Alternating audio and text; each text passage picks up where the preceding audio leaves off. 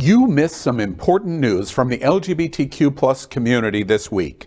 To ensure you are current, we are recapping that important news. Here's what you may have missed. Nebraska lawmaker with trans son tells GOP she's done with them in history-making speech. And if you don't believe me, if you think I'm going to cool down and change my mind, you should believe me. No one in the world holds a grudge like me.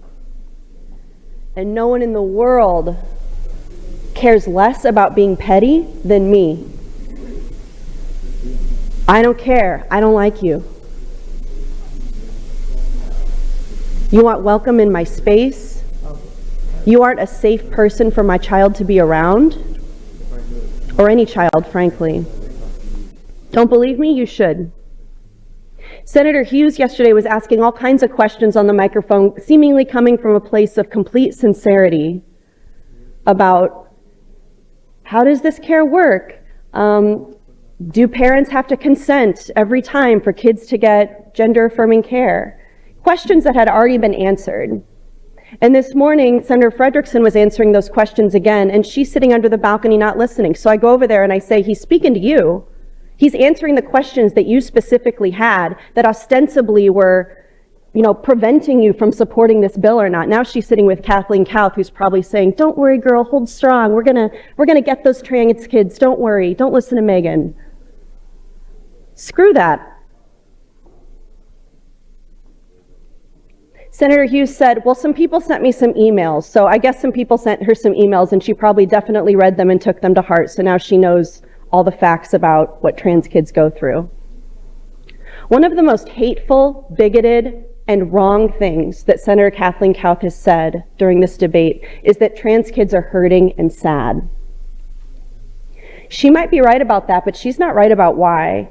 The actions of bullies like Senator Kauth is what caused trans kids pain, not the fact that they're trans. Trans kids are normal, but for adults like Kathleen Kauth who harass them,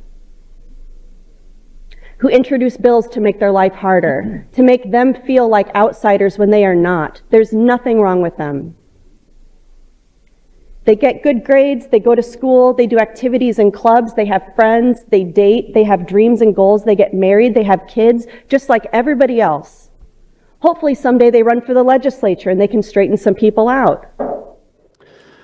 A Nebraska state senator is causing waves in the state legislature after a scathing speech where she told her Republican colleagues that she is done with being polite with them since they're attacking her family, namely her 12-year-old son who is transgender. Senator Megan Hunt, Democrat, said, quote, "My son is trans, and this bill, colleagues, is such an affront to me personally and would violate my rights to parent my child in Nebraska," end quote. She was referring to LB 574, which would ban doctors from providing gender-affirming care to transgender people under the age of 19. The measure includes puberty blockers, meaning that trans youth would have to go through puberty associated with the wrong gender and live with its permanent effects. If this bill passes, the bill is called the Let Them Grow Act and bans certain procedures for transgender youth, but explicitly allows them, if they're performed on intersex youth, to appear more like the sex a doctor assigns to them at birth. Nebraska State Senator Michaela Cavanaugh, Democrat, has been filibustering all bills in Nebraska's unicameral legislature for weeks now, and Hunt has joined her.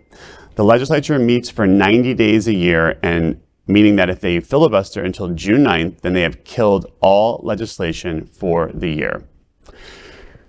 It's very frightening. I heard a lot of the same anecdotes from the legislature session in Tallahassee from friends who attended, and the parents that were there, especially trans parents who were given 30 seconds to testify, 30 seconds. Many of them were not able to testify because they called a vote to, like a closure vote to end the debate. And while the senators on the other side, or the Republican side, I can say that, were some were texting, some were laughing, not paying attention to parents who were testifying and crying. So again, if this is what is designed to help children. This is, again, gaslighting, that we're trying to help children and we're trying to root out a problem that does not exist. Well, 30 seconds is longer than Matt Gaetz's sexual encounters. That's another story altogether. I think there's nothing more passionate than when somebody is personally involved, when your family is involved, and you're defending them. And that's what she's doing, and that's what makes a big difference. Yeah. I am totally here for her pettiness. I am totally here for her to call out what is happening just off camera to the sides. The people sitting under there texting, laughing, sharing recipes, whatever they were doing. I'm completely here for it because these bills crush kids. They just crush kids. And I would say take away the guns, not their hormones. Of course, brava, Senator Megan Hunt, for finally speaking up and saying enough is enough. Kudos also to Kayla Kavanaugh. Yeah, the whole thing is sad. The whole thing is sad. And what is sad to me is that she speaks that way. It's really unbecoming of a senator in Nebraska to speak that way.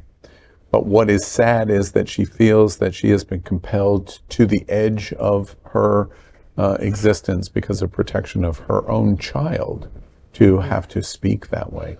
There are no winners in this conversation. There's no right, there is no wrong. We are all losers because of it, and that's what's sad. It seems to me that we have to take a page out of what we're watching in other places in the world.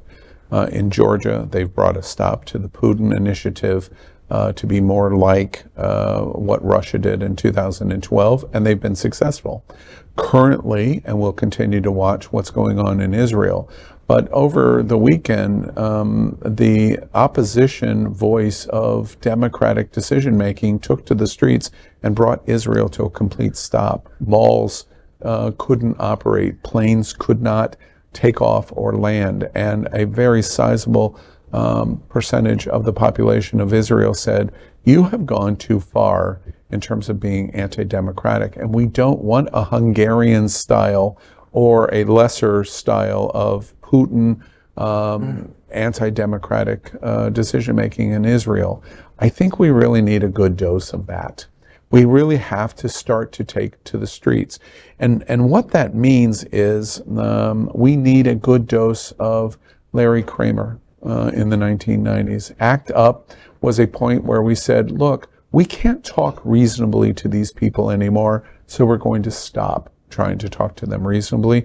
And we're going to have civil protests. I'm not talking about violence, but we're going to have civil protests in words and actions that are commensurate to say, we are going to disrupt the normal legislation or legislative process in Nebraska, where you won't get to pass a single law for all of the entire year because we will filibuster through the entire year.